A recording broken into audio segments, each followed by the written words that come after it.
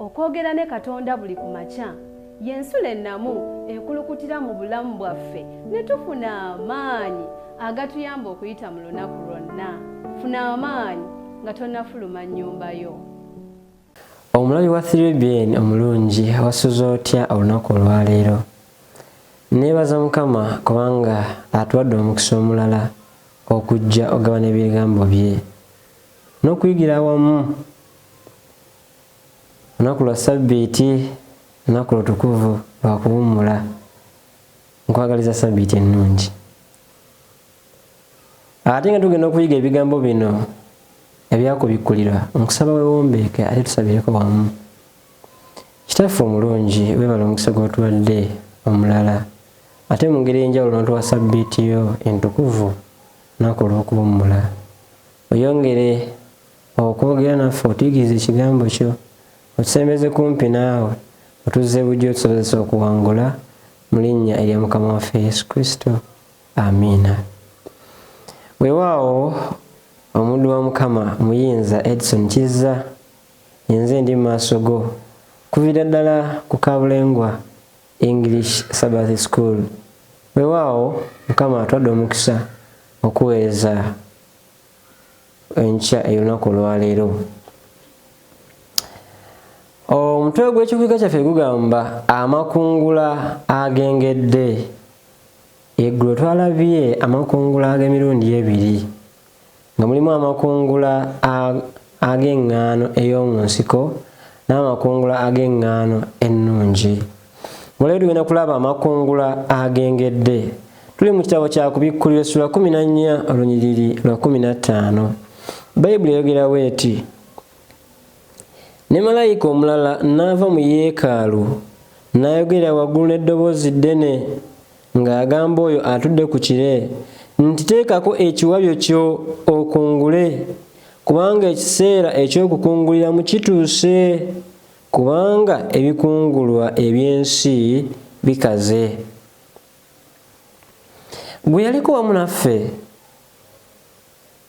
nga tuyiga ebigambo eby'ekitabo kino ekyakubikkulirwa, twayiga ne tulaba nti malayika yasooka n'agamba nti tosaanyaawo nsi okutuusa nga abateereddwako akabonero abantu ba Katonda. Naye ate mu kaseera kano malayika ono azze era akakasa bukakasa ekikolebwa.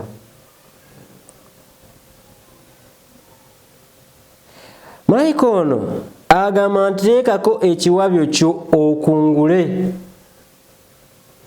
Kitegeeza ebyo byonna byali bimaze okuyita, ate ekiseera eky'okukungulibwa nga kituuse, kubanga ebikungulwa byali byengedde oba nga bikaze. Twalabye ekirime ekisinga okukungulibwa nga bakozesa ekiwabyo mu nsi yonna y'eŋŋaano. Abasajja abanoonyereza bagamba nti eŋŋaano mpeke emera mu buli ssemazinga okuggyako essemazinga ono wa Antarctica, era ekibbo ky'eŋŋaano kizitowa kilo nga 27, era nga kirimu obuweke. Bagezaako basajja bano bagezaako okukola calculations, bagamba nti obuweke bulinga akakadde kamu. So ate nga bagamba nti ekibbo kimu kyo kisobola okuba nga kikolera ddala emigaati egiwera ddala oba egisoba mu migaati 54 egy'obuzito obutawera half kilo. Emigaati gino gy'eŋŋaano etali nfuweko kakuta oba giyite whole grain. So oluvannyuma lw'okusimba ekirime kino kiba kyetaaga ennaku nga 10 wakati w'10 ne 13 okubanga ate kituuka ku makungula. Omubazi omulungi ayinza ogamba emyezi nga 4. So mu lunyino ne tulabye olunaku olwaleero, malayika ono afuluma ng'ava mu yeekaalu ey'omu ggulu, ng'ayogerera waggulu, ng'ayogera atya, ng'agamba malayika ono ng'agamba Yesu Kristo, kubanga twalabye nti yatudde ku kire ye omwana w'omuntu oba Yesu Kristo, ng'amugamba nti ateekeko ekiki ekiwabyo kye okubanga akungula. Obuzito obubaka buno nno muganda ne mwanyinaze awulira ebigambo bino bulaga nti obukulu bw'obubaka buno bw'amaanyi. Ate omuntu omuyizi omulungi yandibadde abuuza ekibuuzo, kiki ekyandibadde ekikulu ennyo okusinga okusala omusango okusembayo eri abantu abatula ku nsi? Tewali kintu kikulu nnyo okusinga kino, kubanga tubali tulaba okuva mu kitabo kino ekyakubikulirwa kyennyini nti mutye Katonda mumuwe ekitiibwa, kubanga ekiseera ekyomusango gwe kikoze kitya? Kituuse. Ekiseera kino ekyomusango bwe kituuka kigenda kubeeramu n'okulabula. Okulabula kwajja ne kugamba nti Babilooni kigudde, era ne wabawo okulabula nti olw'okuba nti kigudde abantu Katonda balangise okuba nga bagibwayo, ate n'agamba nti abatagiddwayo abagenda okusinza ensolo n'ekifaananyi kyayo oba ne bafuna enkovu yaayo ku mukono gwabwe ogwa ddyo oba mu kyenyi kyabwe, abo bagenda okugabana ku busungu bwa Katonda. Kaakati okungulibwa kuno ekujjira nga tumaze okulaba okugumiikiriza kw'abatukuvu, kubanga abatukuvu balina okugumiikiriza mu kaseera kano. Ensolo weefugira bagenda kubanga bagumiikiriza okuyita mu kuyiganyizibwa okungi, mu kulugunyizibwa okungi, bagenda gumiikiriza ebyo byonna basigale nga bayimidde ku mateeka ga Katonda n'okukkiriza mu oyo eyabanunula oba eyabawa obulamu nga ye Yesu Kristo. So ekigambo ky'olunaku olwaleero ekikolagana n'okungula kigambo kikulu nnyo, era njagala tukitegere bulungi nga tukyekkaanya. Okusinziira ku lugero luno lwe twayogeddeko olunaku olwajjo olw'eŋŋaano ennungi n'eŋŋaano embi, eŋŋaano eno ennungi etegeeza abo abalokoleddwa, abantu ba Katonda be twalaba abatukuvu, gye twalabye ensigo ennungi mu kitabo kino eky'Amatayo essula 13. Amakulu g'olugero luno ge twalabye mu Lunyiriri lwa 36 paka ku 43. So abantu bano abantu ba Katonda y'ensigo ennungi, abaana b'obwakabaka be twakyabye mu Lunyiriri lwa 38. So olunyiriri lwa leero lutuwa ekifaananyi ekyamakungula gano ag'abalokoleddwa, okuzuukira kw'abo abaafiira mu Kristo, ate era n'okubanga bakuŋŋaanya abo abalamu mu kiseera ekyo Yesu wagenda okuba ng'akoze eki? Ng'akomeddewo. Katugezeeko okuba nga tubirambulula mu kitabo kino eky'Abasesseronika ekisooka, essula eno ey'okuna, olunyiriri luno olw'16 n'olw'17. Ayogera ng'agamba nti kubanga Mukama waffe yennyini alikka okuva mu ggulu n'okwogera waggulu n'eddoboozi lya malayika omukulu n'ekkondeere lya Katonda, n'abo abaafiira mu Kristo be balisooka okuzuukira. Naffe abalamu abaasigalawo ne tulyoka tutwalibwa wamu nabo mu bire okusisinkana Mukama waffe mu bbanga. Kale bwe tutyo tunaabeeranga ne Mukama waffe ennaku zonna. So wagezaako aba ayogera ku kigambo kino eky'okukungula.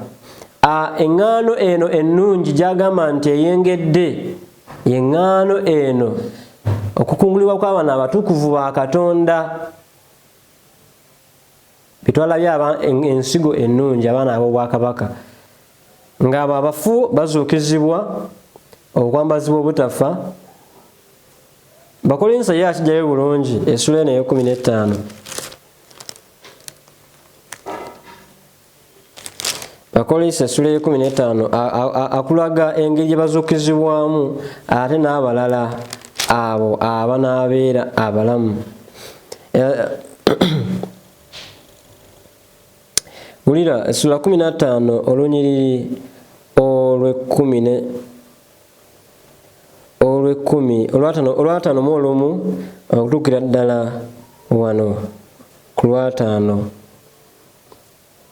mu esatu agamba, laba mbabuulira ekyama, tetuli baka ffenna naye ffenna tulifuusibwa. Mangu ago nga kutemya kwa kiko akagombe ak'enkomerero bwe kalivuga, kubanga kalivuga n'abafu balizuukirira, balizuukizibwa obutavunda, naffe tulifuusibwa. Kubanga oguguvunda guno kigugwanira okwambala obutavunda, n'ogufa guno okwambala obutafa. So abafu balizuukizibwa obutavunda, they shall be raised incorruptible. N'abalamu bakole batya? Balyoke bafuusibwe. N'abalamu nabo bajja kufuusibwa. So mu kiseera kino ensonga eno gye twogerako ey'okukungula kuno, wamugamba nti teekako ekiwabyo kyo okukungula, kubanga ebikungulibwa bikoze bitya? Bikaze oba byengedde. Ekigambo kino eky'Oluyunaani ekitegeeza okwengera kye kigambo zereino. Kye kimu n'ekigambo ekitegeeza okukala. So wayogera wano okukala tategeeza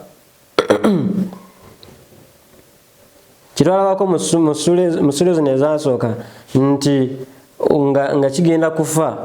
Nedda, ategeeza okubeera ready for harvest. For example, ebibala ebyenjawulo birina engeri yabyo. Omuyembe eguba nga guli ready for harvest tegukala bukazi, gwengera. Ate ebijanjalo byo bibanga biri ready for harvest, nabyo tulaba embeera eyo ey'okukala. Byengera naye bisobola n'okukala kubanga yengeri yemu, bibeera biteefuteefu olw'okubanga bikungulibwa. So wetwogera ku kigambo kino nti teekako ekiwabyo kubanga ebikungula by'ensi bikaze, tutegeeza nti biteefuteefu, biri ready oba bisaanidde, bituuse ekiseera eky'okubanga bikola bitya? Nga bikungulibwa. So amakungula gabeerawo ng'ekimera kyengedde, so si nga kikyali kito.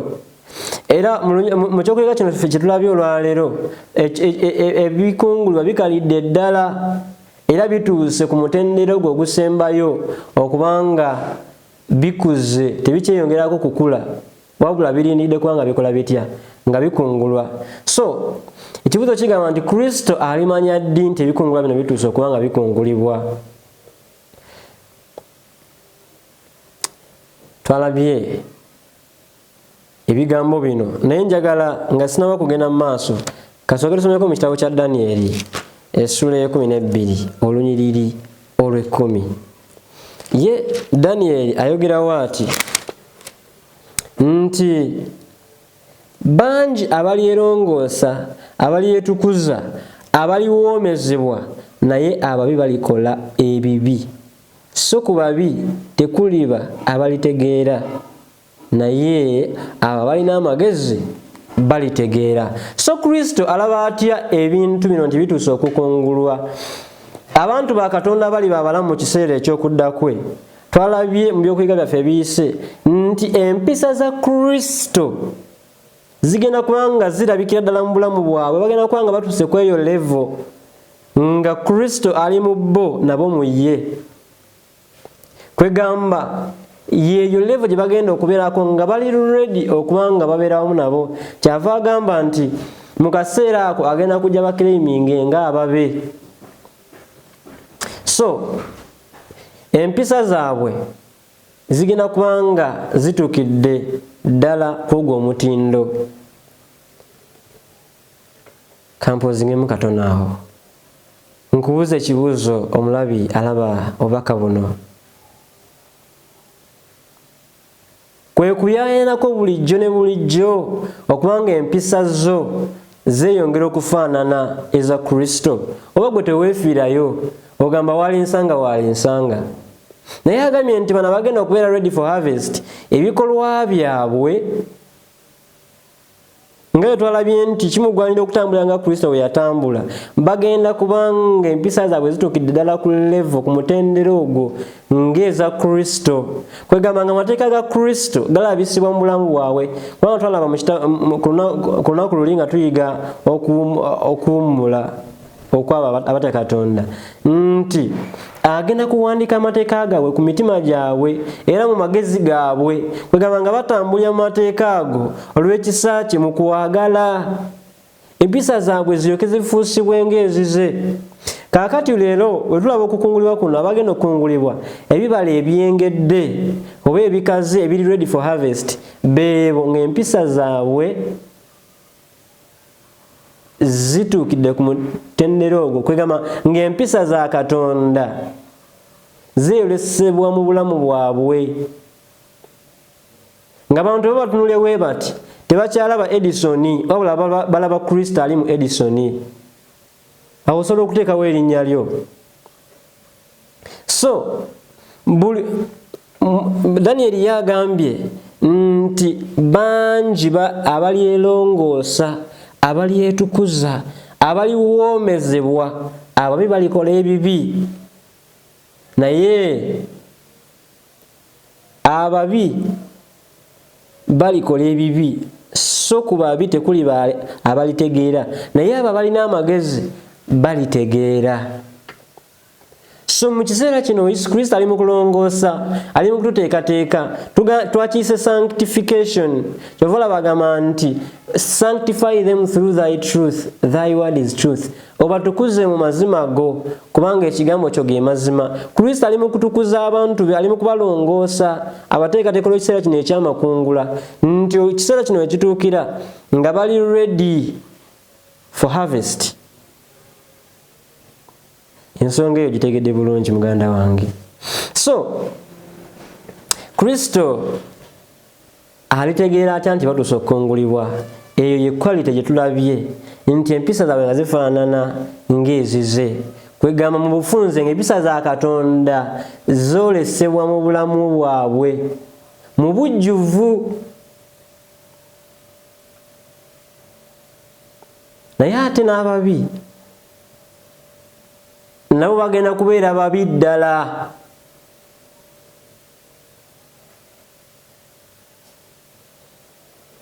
Obubi bugenda kweyongera. Kyovula tulina okukungula kuno okw'emirundi ebiri kwe twalabyeko olunaku olwajjo nti eŋŋaano eno ey'omu nsiko n'eŋŋaano ennungi ebigenda okuba nga byawulibwa mu kaseera kano ak'okukungulibwa. So walabira nti kati okukungula kutuuse ng'abantu b'empisa za Katonda ziyolesebwa ddala mu bujjuvu mu bulamu bwabwe, ate nga n'ababi nabo batuuse ku kiki? Ku kigera eky'obubi bwabwe. So awo walabira abantu bano bagenda kugaanira ddala Kristo okufuga mu bulamu bwabwe nga tebakyayagala kuwulira bigambo bino, nga tebakyayagala kumanya wadde okukyusa. Ye Daniel agambye nti naye ababi balikola ebibi so ku babi tekuli balitegeera, naye ate abalina amagezi balitegeera. So wano ke kaseera Kristo wagenda okulabira ddala nti ebintu ebikungulibwa bino bikoze bitya? Bikaze oba byengedde era biri ready for harvest. So abantu ono bagenda kuba bamatidde mu kusalawo kwabwe, buli omu nga wasalawo weewo. Abasinza omutonzi nga basinza omutonzi mu mazima ne mu mwoyo, mu kusalawo kwonna nga bakkiriza Katonda nga yafuga mu bulamu bwabwe. Ne bana basinza ensolo nabo bagenda kuba bamatidde. Naye nga lwaki omatira okusinza ensolo? Muganda wange ne mwanyinaze kanteeke essira kusinza Katonda, kubanga sikwagaliza kusinza nsolo. Abasinza Katonda bali babamatidde, bali babeeteeseteese okukyusibwa okuyingira mu bwakabaka obw'omu ggulu. They shall be ready for the glorification. kubanga obulamu batambudde wano ku nsi batambudde ne Kristo afuuze mu bo. Ekiseera kijja kuba kwegamba bajja kuba bali ready mu kaseera kano okwanga bakola batya nga bakungulibwa.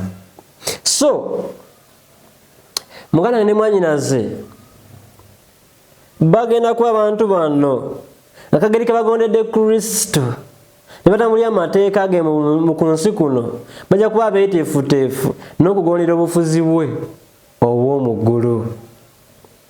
Era ajja kujja abatwale ebikungulibwa nga byengedde. So abantu bano twawayigako dda nga twatandika essula eno ey'e14 emitwalo 14,140 ebibala ebibereberye ebyamakungula. Nsobola okuddiramu katono olunyiriri luno olwokuna agamba abo be bateeyonoona eri abakazi kubanga tebamanyanga mukazi abo be bagoberera omwana gw'endiga buli gy'agenda. Abo be bagoberera omwana gw'endiga buli gy'agenda.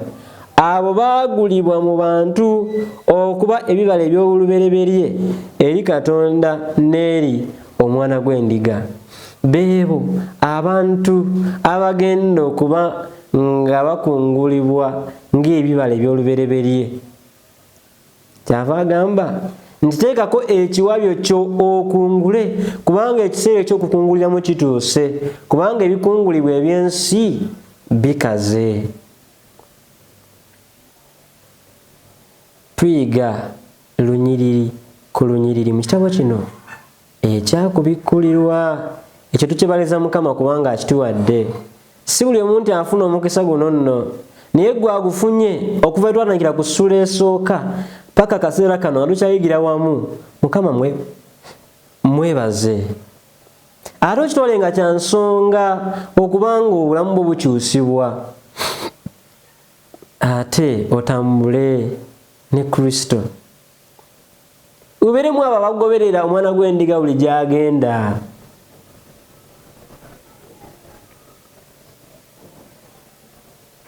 Tuyiga essula eno Oluganda yagezaako tugirayo bulungi nti tekitegeeza abantu be bayise embeerera litro, naye abantu bano abalina Katonda omu nga yafuga mu bulamu bwabwe nga tebaagattika Katonda. Kaakati muganda ne mwanyinaze, lwaki tosalawo olwaleero okubanga ogwa mu kibinja ekyo Yesu bagenda okudda ng'oyengedde ng'empisa ya Katonda eri mu bujjuvu mu bulamu bwo ng'erabikira ddala. Alyoka agambye nti oyo omwana wange, nawe olyoka ogambye nti oyo Katonda wange gwe nalindirira. Kubanga kwe kusaba ku muganda wange ogamba nti Mukama Katonda nnyambe onnyengeze okuyita mu kujjusibwa kw'Omwoyo Omutukuvu, nange mu kaseera ako nsobole okubanga ndi kitundu kwabo. Onnyambe ontondemu omutima omujja, onnyambe okudda mu kifaananyi kyo, nsobole Mukama Katonda wange oba okomyewo okuba omwetegefu okubanga mbeera wamu naawe emirembe n'emirembe. Nsaba Mukama kubanga kwe kusaba ku akuwa omukisa nga tusabirako wamu. Kitaffe omulungi weebale kubanga era otujjukizza, otulabudde nti ekiseera kituuse eky'enkomerero, tulina okusalawo olwaleero. Buli bubaka bw'oleeta gye tuli buba butulekerayo omukisa omulala okweyongera okusemberera. Tuyambe tukusemberere, tuzibe bujja, tukuweese ekitiibwa.